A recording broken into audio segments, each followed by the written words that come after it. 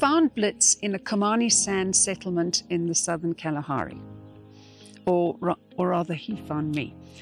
I felt a wet nudge in my hand and I looked down at this pretty dog with eyebrows, tan eyebrows and a white tipped tail, but it hung down, between his skinny legs.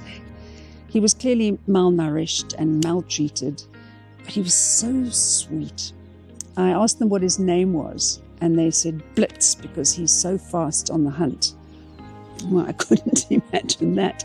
Even less so when I returned to the shacks about 6 weeks later.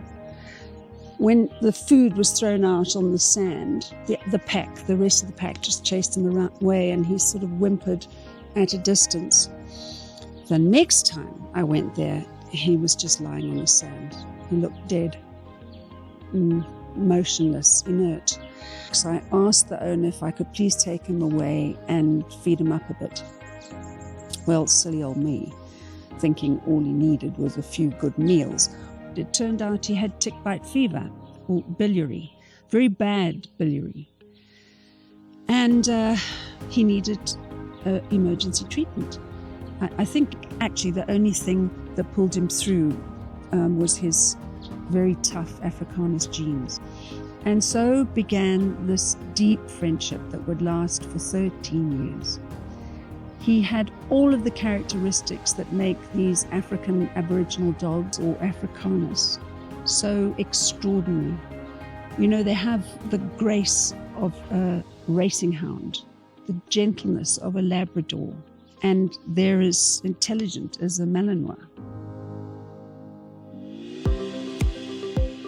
I went to and fro the Kalahari many times, and I did dozens of lecture tours around the country, and he joined me on the road for all of those journeys, half asleep on the passenger seat with his friend Tina, but always attuned to changes in the road surface. Its incline or the engine noise, those signaled different things, and he knew exactly what they were. If we were on a dirt road, he knew we were pulling off and were going for a pee.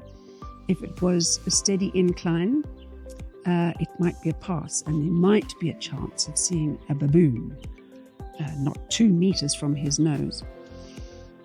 And, he was such a gentleman traveler. He was never rude to strangers, and he never complained about the accommodation. And he was never, ever disobedient, which is important when you are taking your dogs into potentially dangerous situations. God, how I loved him. I think it was on our walks that we were closest, and we walked. Wow, did we walk in bush and beach, parks, red roads. He used to weave ahead of me, sometimes breaking away to investigate a smell. Walking is such a simple activity, and it mimics the way dogs do life, I think. Straightforward, an uncomplicated way.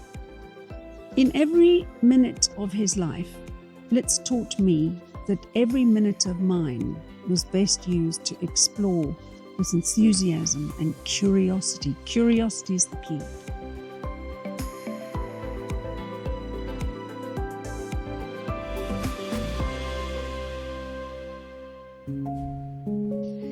His failing years were, like his thriving ones, dignified and self-contained.